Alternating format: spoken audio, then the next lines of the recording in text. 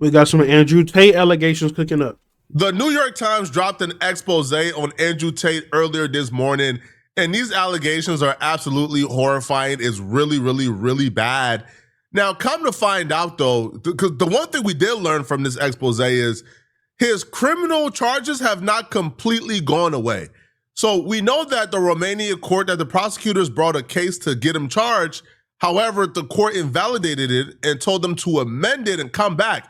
He's still the subject of an investigation, and the Romanian prosecutors are still building a case on him. On top of Andrew Tate still being the subject of an investigation currently ongoing, the women who were the subjects of this New York Times expose against Andrew Tate, they have came forward and told New York Times that they are currently cooperating with Romanian officials and they are ready and willing to testify against Andrew Tate. The expose is like a really, really, really long read, which I don't know if it's bad news for Andrew Tate or good news for Andrew Tate. On one hand, it's probably too long for most people who are just curious fans to get through. On the other hand, if it's that long, that meant they have enough evidence or have enough receipts or have enough information to pack on to make it that unreadable, which means the officials probably have the same information. Now, they addressed his pimping pads, him beating women, putting hands on women. But much of that stuff you probably already heard before. But I do want to get to the essay, which I feel like is like the most serious things, where multiple women are coming forward and they're accusing Andrew Tate of raping them. One of the girls who did some cam girl work for Andrew Tate, she would document multiple times where she would say Andrew Tate raped her. Now, one of the incidents was apparently on the second night of her working as a cam girl in this hotel. She fell asleep and woke up. Now, when she woke up, she says Andrew Tate was behind her, touching her legs. Then she says he pulled down her underwear and grabbed her throat, forcing himself inside of her. And he will say, "You're such a good little girl." Come on, man. Man, for his sake, I seriously hope this is a lie. Because if this is true, man, cooked. She remembered him saying while he choked her until she struggled for breath. Navarro said that she repeatedly told Andrew Tate to stop and try to loosen his grip on her throat, but he continued. That was not the last time he did it. That was the first time, not the last, because that same woman would also claim that one morning she woke up to Andrew Tate and another woman having intercourse next to her. She shushed them and the woman got up and went into the bathroom, and when she was gone, Navarro says that Andrew Tate put her in a chokehold and raped her for a second time. Though she clawed at his arms, he wouldn't release his grip. She says she was scared that he was going to kill her. She told him, she told the person who was reporting this, then the woman emerged from the shower and he rode off of her once the other woman came back. On top of just the sheer accusations, why this looks so bad is because multiple women kind of share similar stories. No, this is not bad. This looks terrible. This is crazy. Of exactly how he raped them. Now, I would say him going to court with these allegations and the court refusing to indict, or even when he, had the court case in the UK, there was a warrant out for his arrest. He shows up, they refuse to file criminal charges. So at every step he takes, he, for the most part, has beaten all of the criminal charges, even though that he has never been to court. But he goes to court and the judge invalidates the criminal charge, said this is not enough, it's not strong enough, fix it, or the UK just refusing to charge him at all. He has somehow defeated all criminal charges. So that's, to me, works in his favor. It's hard for us to say, these allegations are true, or that, he's guilty, or offer some type of serious indictment here when he has beaten all the criminal charges. However, an indictment on him, I would say, is women from different walks of life, from different planets of the earth who were not communicating with each other, had similar stories of how they were raped. In terms of the one woman, Navarro claims that he came from behind her, put her in a chokehold, right, before putting himself inside of her forcibly. Another woman, Lauren Southern, who accusations, by the way, is not new.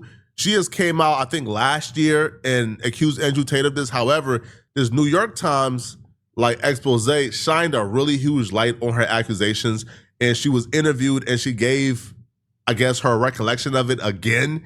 So we would talk about her new statement, but she would claim that Andrew Tate would press his arms up against her throat and stop her from breathing or reaching when he did it. So those are similar women. Well, those are similar stories from two different women, like describing exactly how he was able to grape them, and they both had similar details on how he did it. So to me, that looks bad, and that's crazy. Lauren Southern is actually a content creator like who used to do like trad content. She at some point, I think, like disavowed or denounced the trad content. And her content, according to her, was actually the reason why it took so long for her to come out and expose Andrew Tate, because apparently this incident with Andrew Tate took place in 2018, but she didn't come out until like 2025 or 2024. A friend of Andrew Tate invited Lauren Southern to Romania to give her the opportunity to have a business meeting with Andrew Tate and ask him for money to invest in something. Now, Andrew Tate will later brag on like his podcast and other shows of his that she came for a business meeting to invest and he ain't invest a dollar. So he'll kind of brag about how I ain't invest a dollar and I still got the crack. Now, she will claim that, when she got there, they went out to a bar, they ordered bottle services, they took a couple shots of vodka, and she suddenly began to feel her consciousness was collapsing. According to her, when she woke up, she was in bed with Andrew Tate at the hotel, at her hotel. Now, according to her, Andrew Tate started kissing her and pulling off her clothes. Now, she told the reporter that she tried to push his hands away, but he wouldn't stop. Then he hooked his arms around her neck, just like the other woman said. He put his arms around her neck and stopped her from breathing or stop her circulation. So when Andrew Tate hooked his arm around her neck and started to squeeze, she remembers thinking, oh, this guy is actually going to grape me. Lauren Southern, who is anti-abortion and was terrified of getting pregnant, she began to plead with Andrew Tate, I know what you're going to do here. Please just wear a condom, please. Oh my gosh, man. And this sounds so bad. Because the fact that she's not even telling him no at this point, she's just like, I know what you're going to do. Just please wear a condom. Lord have mercy. Lauren Southern remembers fading in and out of consciousness as Andrew Tate raped her unprotected and choked her. Afterwards, he sat on the edge of the bed and says, don't tell the press I raped you. Now, according to her, she said that she can't tell the press even if she wanted to, because her entire brand was shaming women for going out drinking with men, being promiscuous. So if she would have came out and said, yo, he raped me back in 2018 when she was still part of this like traditional trad wife, trad con scene, and admitted to going out drinking with a man that she met that night and got raped by him, well, then her entire brand would be ruined according to her. So, and that's what she told him, right? My whole brand is literally talking about how stupid women get themselves in situations like this. There's nothing I can say without destroying my career, so congratulations. Now, in a car to the airport, Lauren Southern says she discovered burst blood vessels around her eyes and marks on her neck. Back in Toronto, she was examined by a nurse who specialized in SA. On an assessment form, the nurse recorded that Lauren Southern had been raped and strangled by a well-known male at a hotel in Romania and has suffered an intimate injury. So she at least went and got a rape kit and got it documented in 2018, even though she didn't go public. All right. Listen, I've never had to choose between outing the person who raped me and keeping my career. I've never had to choose between the two. I never had to choose between not outing the person who raped me because I had to protect the grift and alarm. I'm not saying, okay, she's lying. I'm not a woman. I don't know what I'll do in that position. What I can say, though, is she did herself a grave injustice, though, because 7 years later, you chose to come out and expose him. By that time, it's already too late, right? Like what real physical evidence can the police have 7 years later that they can use to arrest Andrew Tate? So because a police investigation is a non-factor, there would never truly be a fair way to figure out who's lying and who's telling the truth, right? And if, you're Lauren Southern and you self-admittedly so was grifted a particular part of the internet, right, by claiming to be this traditional con wife, but yet you're outside drinking, partying with men, right, and that was not a lifestyle that you was living, you kind of have to say, you know what? Andrew Tate has multiple grave accusations. You have admitted you are a documented liar. It's kind of 50-50 at this point. A month after the incident, she sent Andrew Tate a text trying to get him to admit or confess to doing that to her via text messages. So she wrote him and says, "It was really crappy what you did that night in Bucharest." She wrote, "I'm not going to tell anyone, obviously, because I was an absolute moron, but I hope you don't do that to anyone else." Tate replied, "What did I do? I expected tons better from you. This message is some liberal Me Too bullish." She responded back, "You literally strangled me when I said I didn't want to have intercourse. You literally told me in the morning, don't tell the press I raped you." Andrew Tate responded back, "You are absolutely embarrassing yourself." Now, I don't think, no. If Andrew Tate was guilty, he don't come across as a stupid criminal. Like, Andrew Tate don't come across as one of those dudes who will see a message like that and get to self-incriminate. He sounds like a very calculated human being. Now, one of Andrew Tate's homies, Tommy Robinson, who invited Lauren Southern on behalf of Andrew Tate, he been coming out, like speaking out against like Lauren Southern, saying Andrew Tate is innocent. And they went back and forth last year. So here's Lauren Southern actually breaking down why exactly, I guess, Andrew Tate and his team has been lying on her and why Andrew Tate is guilty. She went back out to Romania to see him again. I know she went back out to see him. She went back out to see him. She goes back out to see him. She flew back out to see him. You see, the only problem with that little tale, Tommy, is you took the story too far. If you just kept it to kind of things that couldn't really be proven, you might have gotten away with it too. But I happen to have travel documents that directly disprove this claim, 100%. I went once to Romania with you, one entry, one exit, in 2018 when you took me to a business meeting to meet your pimp friend. And here's the thing, Tommy, I don't even think you could give a date when I went back. I don't think you could even give a ballpark, not least of all because you just made it up, but also because you would trip over another lie, another location I was at. Seriously, if you are a follower of Tommy's and you believe his version of events and the things that he's saying about me, ask him. Say, Tommy, hey, when did Lauren go back to Romania? Ballpark, not even exact day. Don't need that. Week, month even. He won't be able to give you an answer because he lied. And every single thing he has said in the past few months, I guess it's been years now, about me, has been to cover his own ass and to cover for his sex trafficker friend.